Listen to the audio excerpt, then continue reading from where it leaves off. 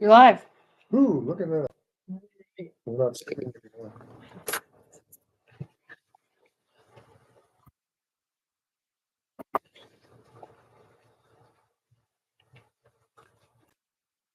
Right, we had some technical difficulties, but it's about 4:07. We can start the ordinance committee meeting. Clyde is absent, as is Doug.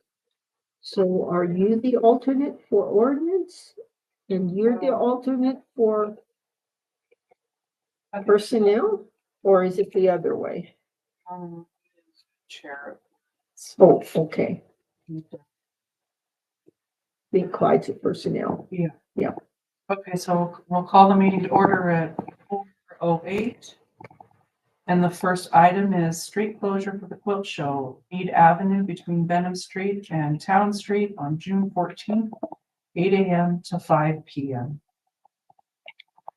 So the only thing I know about this is it's pretty standard, the quilt show. They're gonna be using the parking lot of the credit union across the street where some food trucks will be. There's no alcohol waiver, so I think it's pretty standard to just take it to the council. Number 2, street closure for the pool meet weekend, June 27th. And that's the same thing. They'll be asking for those streets to be closed off. There will be overnight camping. And I believe there's no alcohol waiver this year for their, That's just kind of a normal. Yeah. Ask for that every year. yeah, so I think that could just go to the council. Okay. Number 3, J&P Pound Puppies currently experiencing overcrowding and unable to accept more dogs. So I have the original temporary agreement and then I have the 6-month agreement, so I feel that we probably need to reach out to the J&P Pound Puppies because we're not following our agreement, which states that the dog shall be boarded up to 72 hours. And if they have any health issues with the impounded dog, they contact the agency, which would be either the sheriff or us, so that we could determine if we would pay for the health issues. And I believe neither of those things are being followed. I was told the dogs are going to Miles City for vet care and that Patty is paying that expense. So I would say that I could send her a letter reminding her of the 72-hour limit. And then contract with the police that after 72 hours, if no one has claimed the dog or tried to adopt it, then the police could pick it up and take it to the vet. I do have a concern that they can't take dogs because we're keeping dogs past the 72 hours. So if you're okay with me writing her a letter or sending her an email, then we have it documented and then we can move forward with negotiating it. So the 2 items that aren't being followed is the 72-hour limit and the Health issues. health issues. That she needs to contact us. Yes, or the sheriff, depending on who brought the dog, if the dog has a health issue. Okay. Sounds good. So you're gonna So, email? yep, I'll do that if you guys are okay with it, and then I'll report to the Yep. council what the outcome is. Okay. At the next council meeting. Sounds And good. if you want to just send an email and CC us in it so we can. Perfect. I'll do that. That's a good idea. Okay. Number 4, nuisance barking dog at 300 Little Street exceeding noise decibel limits in the noise ordinance, documented complaints, police So, reports, and completed nuisance ordinance petition. right, so they came and met with me. The dog lives at 300 Little Street. The first complaint about this barking dog goes back a couple of years. And we have several different people complaining about the dog. So when they came to give me this nuisance petition, they had a decibel meter on their phone. And so they showed me some recordings of inside their house that it was violating our noise ordinance. So they do have the video evidence. They have called the police. The dog barks when the owner is not there. And the dog has a dog door. So even after there's, the police respond or whatever, if the owner's not there, then, the dog comes out again and starts barking. So we do have fines in the noise ordinance, and our nuisance petition says that it has to be infringing on another person's right to enjoyment of property, including, any noise or any of these other things, like someone maintaining a vehicle or,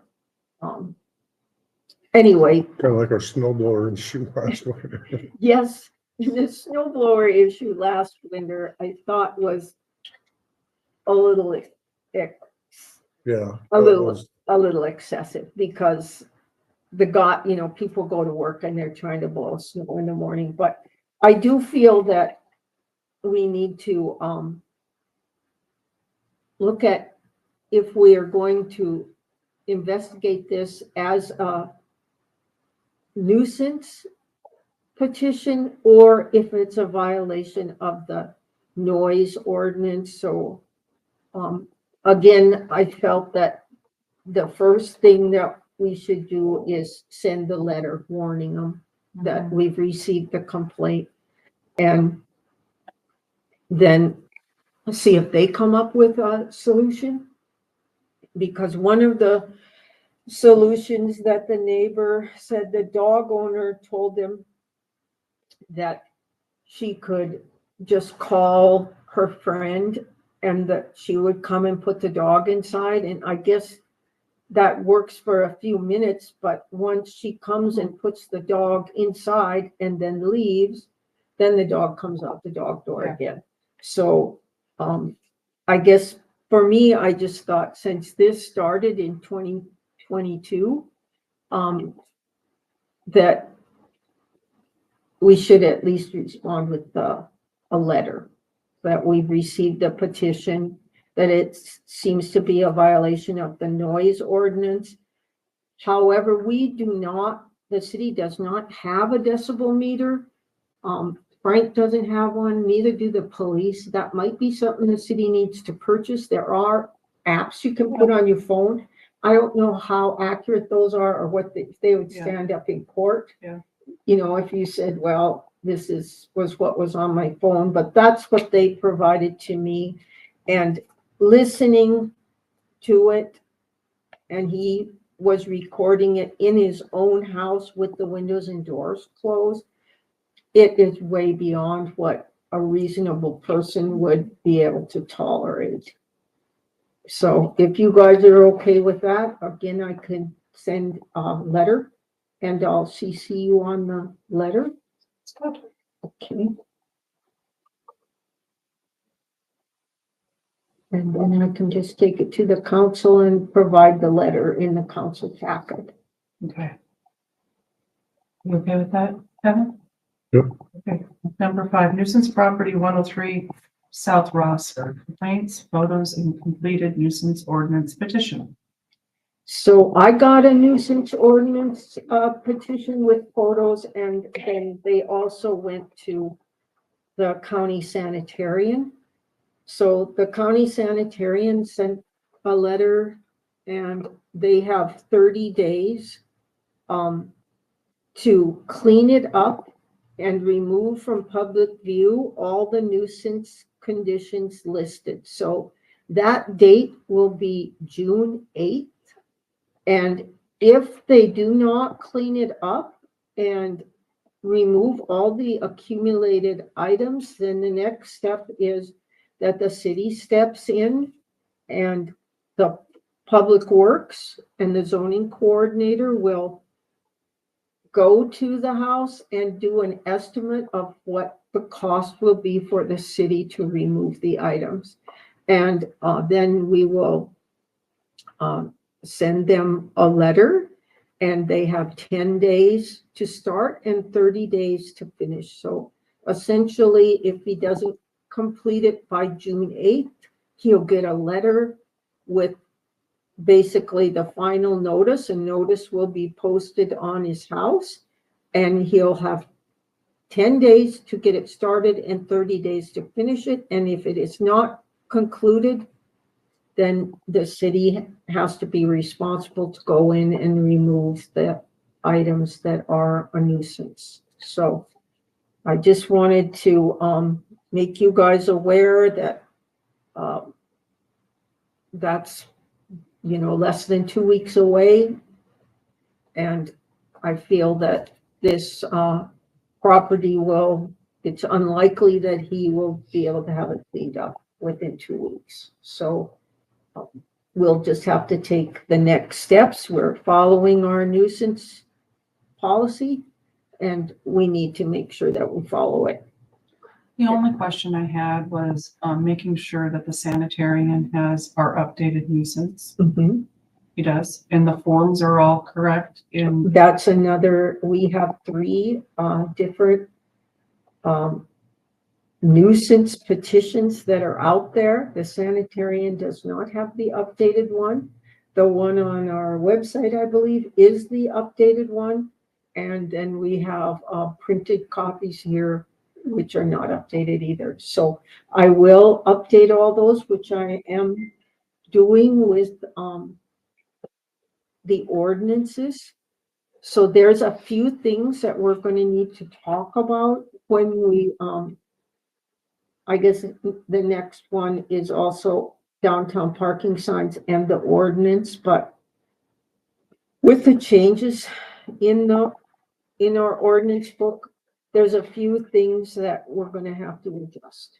So we'll be contacting the sanitarian, having him dispose of the old nuisance petitions and getting them all the same. And I don't know who else might have them, but I think it's just the sanitarian, and our hard copies were not, we didn't make new copies when we updated it. My concern is that if the sanitarian has done everything on the old form and everyone signed the old form, Yes. That's not, I don't feel like if it goes to court or anything, it's gonna work. Do these petitions have to be redone under our new ordinance? Well, With our new ordinance, because that was the problem. they do, because there's a number of things that have to be updated with the new ordinances. And so we're going to have a public hearing and the first reading of our ordinances on June 3rd at our next council meeting at 6:45. Then we'll have the second reading. I think it's June 16th is the next council meeting. June 17th. So that'll be the second reading. Then they go into effect 30 days after that. So July 17th. Okay. So we need to have all of this stuff completed by July 17th. So I have kind of a running list of things that we've got to do, because as it turns out, basically the only thing that is in error in the old nuisance petition is the word blight, Yeah. which we were told to remove, and Right. which I did, but we're not done with all of this stuff yet. So Okay. I think I'll have this done well before the June meeting. Okay. But the other thing that's a concern is, and I did get a message from Judge Berman. she's quite wondering when the date is for these to be finalized, because we have the Glendale Police Department ticket books. And they, each one have the old ordinance listing. So once the court has updated the ordinances, if they write a ticket in these old books, it'll be invalid. So these all need to be updated, which I have the corrected numbers now for them, because the new ordinance book has a different way of numbering the ordinances. So all those change. And then these particular tickets that were written for City Ordinance 6213, they're regarding the 4 a.m. to 6 a.m. parking limitations in downtown. So it is in our ordinance book and it is for street sweeping, but it says you cannot park from 4 a.m. to 6 a.m. on Tuesdays and Fridays. Now that includes Merrill, it includes Belltown, all the downtown areas. This used to be for street sweeping, but their complaint when they got these tickets was it was a Friday, and they all knew that we don't sweep the streets on Friday because we don't work. And so the people who got these tickets on Friday felt that it was unfair that they were being ticketed when there is no reason that they couldn't park overnight because there is no street sweeping. So I did talk to Frank about it, and we can change the signs, which I think we'll need to do, to reflect the actual days that we are going to sweep the street.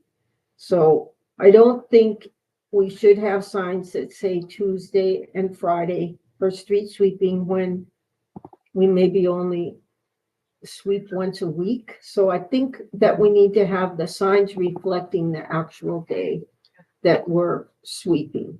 So that will need to be changed, as well as these ticket books will all have to have the correct new code on them. So that was another thing that I found that was a problem. And I think if we change the street sweeping to the actual day we're going to sweep, I doubt it will be at 4 a.m. Nobody comes to work at 4 a.m. Maybe 6. Yeah, but it could be like 6 to 8 a.m. or whatever. But I think it needs to reflect actually why we need them to not be parked there. And Frank would know that. And Frank would know that, or he could set that. It could be a set date, a set day of the week, and then we could make that work. But all those tickets were dismissed, so it's kind of a moot point. But we do have Chapter 75 parking schedules, and we do have a street sweeping district. So I think the street sweeping district is still okay. It's just Tuesday and Friday doesn't work, and neither do the times for it. So that's another thing that I got to update. And I have run across a few other things that I'm just going to check to make sure, see if it's going to be anything we talk about. The fireworks, oh boy. We'll just save that for the council. And I did see now that, trailers can be on the street for a maximum of 5 days, but they're still, people are not following the ordinance. There's trailers all over the place. And it does make it difficult for street sweeping, and we do have an ordinance, so we're just going to have to start enforcing it, I think. People will get a warning, and then they'll get a ticket, and then maybe they'll start moving some of the trailers. Just rely on people. No, we can't. I think that we need to either chalk the tires or, go around and identify these problems and give them a warning. and then give them a ticket, because we can't just leave it like I that. think it was just one of the students. Yes. In fact, there was a motorhome that's been parked the wrong way on the wrong side of the street for. Yeah.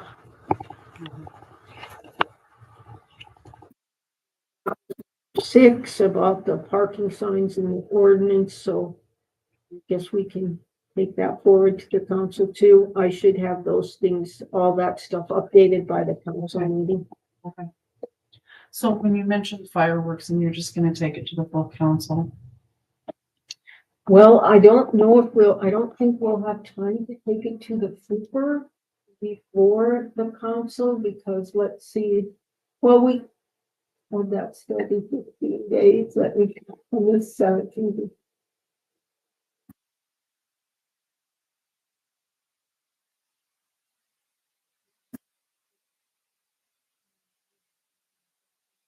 I-1 will be the first Tuesday. and my hesitation is there that we have that resolution that says any action item has to come with a recommendation from the committee. Okay, And I'm not sure what to do other than have a special meeting or something, but well, we can say that we would like to bring forth to the next council meeting, discussion and possible well, I guess the resolution will. So we'd have to do it at the next council meeting, so, and I think that we should put it on, the agenda for the, well, and put it in the committee report. okay, yes. So the call that I got about the fireworks was a person complaining that we allowed fireworks for too many days. And they feel that it should only be on the 4th of July, that we allow fireworks to be shot off. So I can bring that forward in a resolution, and then we can discuss it. And if the council disagrees with it, then we can revert back to the previous year. But I can certainly write up a resolution that we're asking that fireworks be allowed only on the 4th of July. I would So- go back and look at those resolutions, because Yeah. I thought it was 2 days. Mhm. It's either, well, like you said, I mean, the day after would be appropriate, but the day before. And there were time restrictions too. I don't know what it was for sure, but I think we need to check the resolutions. Again, once weeknight or something, but I'll check the previous resolution and I'll bring that forward too. I'll bring the old one and the new one. And maybe the one prior to, Okay, because I believe it's been I'll get the 2 previous resolutions 3 and or then, 4 years, because it was 5 and then it went down. Something, just if we have the resolutions to read, I think. okay, that sounds good.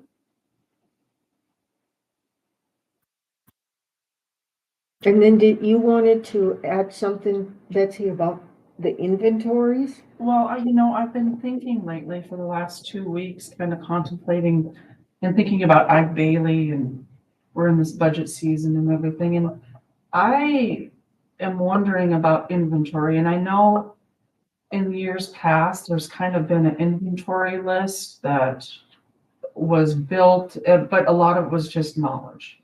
People here Mhm. working here for so many years, they knew they had a pretty good grasp Right. on the inventory.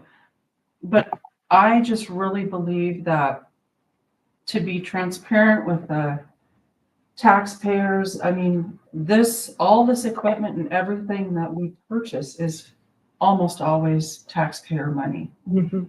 So I was wondering what you thought, John and the mayor, and maybe talk to Ide Bailey, I don't know, but why don't we have an inventory list, and how do we keep track of purchases? The big purchases, and I would think that this is almost like an asset. We have to keep track of our assets and know what we have, know what the value is, and because it's taxpayer money. And I know that it's not Montana state law that we have to do this, but Montana state law says that, you know, we need to, you know, best practice would be that we have it on hand if anyone asks. Mhm. So I don't know what's going on, you know, the whole administration change, and now we're 2.5, 3 years later. Looking forward, I think that we need to have some. So two things, right now, when we go through our for our annual financial report, we do have a list of assets, because we do depreciation entries every year. So that would just be capital assets. But that should be updated every year, ideally. So they're getting the depreciation number from somewhere that they make the journal entry for. Right. I can't tell you with 100% accuracy how that's been done in the last 2 years, but that is the norm. The other time we do it, at least partially, is when we renew our insurance with MMIA. We have a list of all our vehicles, all of our equipment, all of our kind of real property locations, and a value, you know, an insured value and things like that. So there are two ways that we do it for capital assets. Now, if you're talking about something like a shredder or, you know, smaller things, tools, something that would be under the $5,000 threshold, I'm not aware of any list that has been kept, but it's serendipitous that you said that, because this person reached out to me like a week and a half ago. It's like, oh, you know, we're working with some cities in your area, and it's all about asset management and inventory. And I was kind of putting him off because I didn't know if we had a need for that, but if you'd like, we can explore it, see what they have to do. I don't know if it's some kind of barcode system that they would attach to purchases, and how, you know, far down the cost scale we want to go with those, or set a limit. We'd probably set a limit for everything over 1,000 or whatever it is.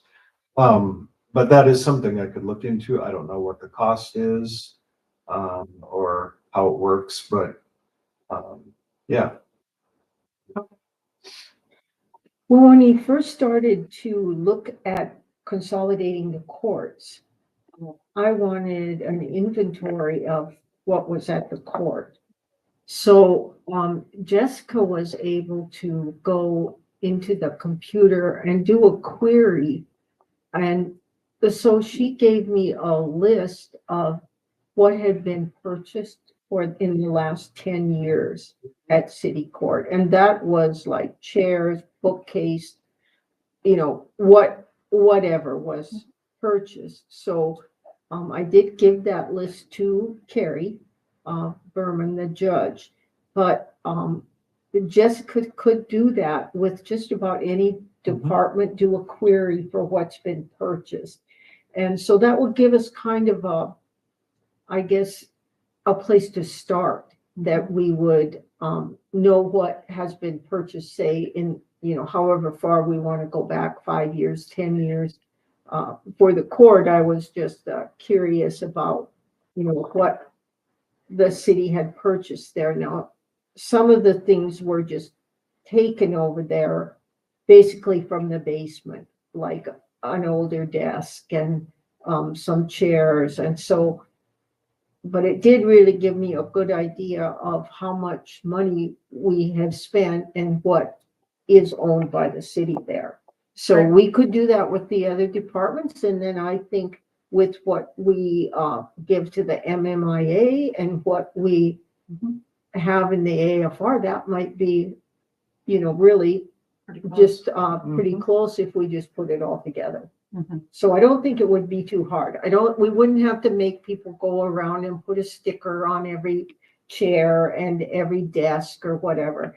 In the past, the city did that, because when we closed the rec department, we did find some furniture that had the old metal city tags on it, but we've long since lost whatever was keeping track of those. So I think it's a good idea. I think we have an obligation too, that the stuff that is then left over or surplus after it gets deemed surplus, the taxpayer gets a chance to buy it. You know, it just doesn't go home with someone. It doesn't find its way in the garbage. Right. It gets, you know, the taxpayer, if they want to buy something and then after that, follow procedure on that, but And Have a we'll have garage to- sale every year.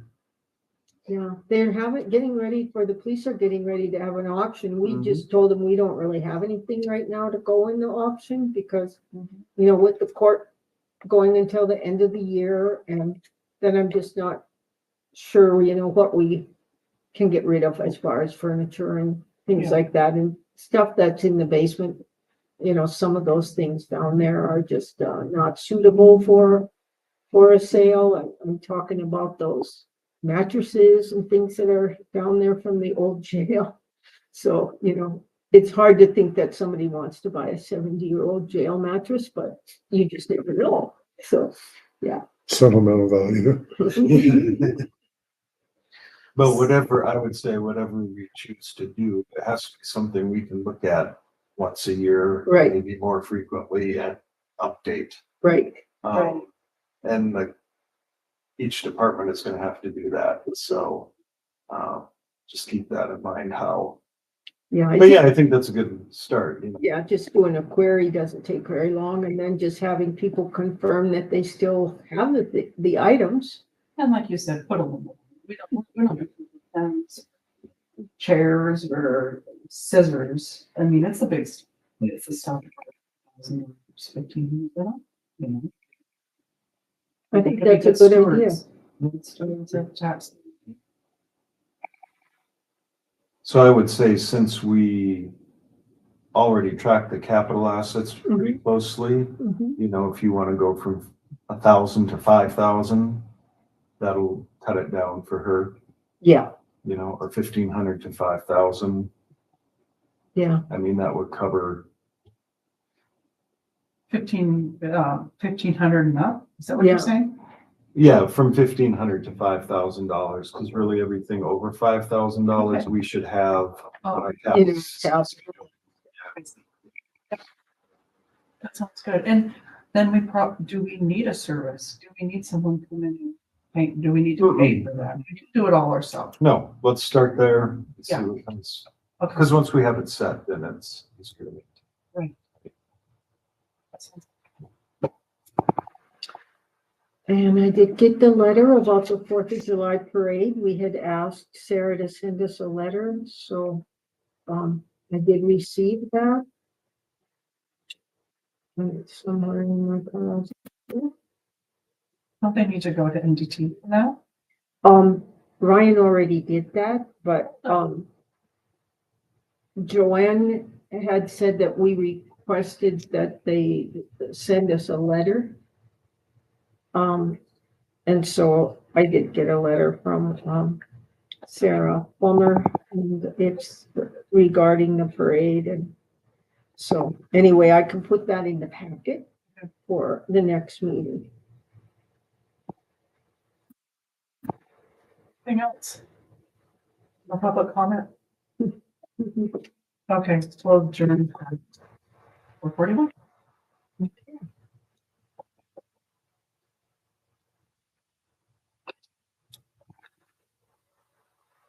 And then personnel, the only thing we have is to set the dates to begin union negotiations, but what I'm really asking is for us to set a date for preliminary negotiations for the personnel committee before we're actually meeting with the union. So I talked to John about it a little bit today, and we're thinking like maybe next week we could start taking a look at where we are, and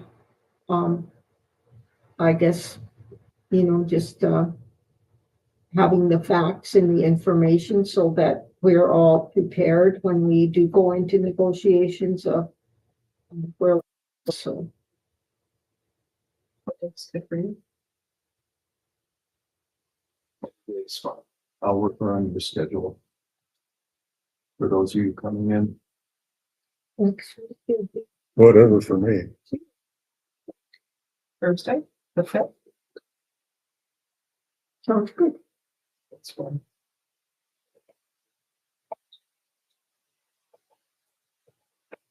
What time works for you? Hmm? What time? Is I don't care. 3 o'clock, What time? 3 o'clock, 4 o'clock? I think 3 will work. Okay.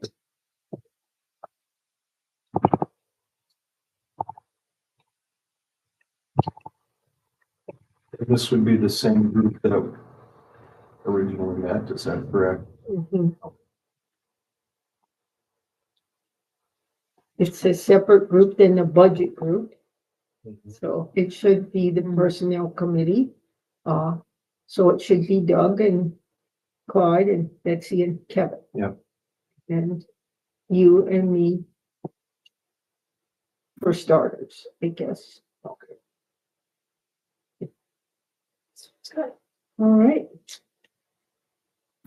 Anything else? All right. Well, that was pretty great. So we can adjourn at 4:44. And that takes care of that.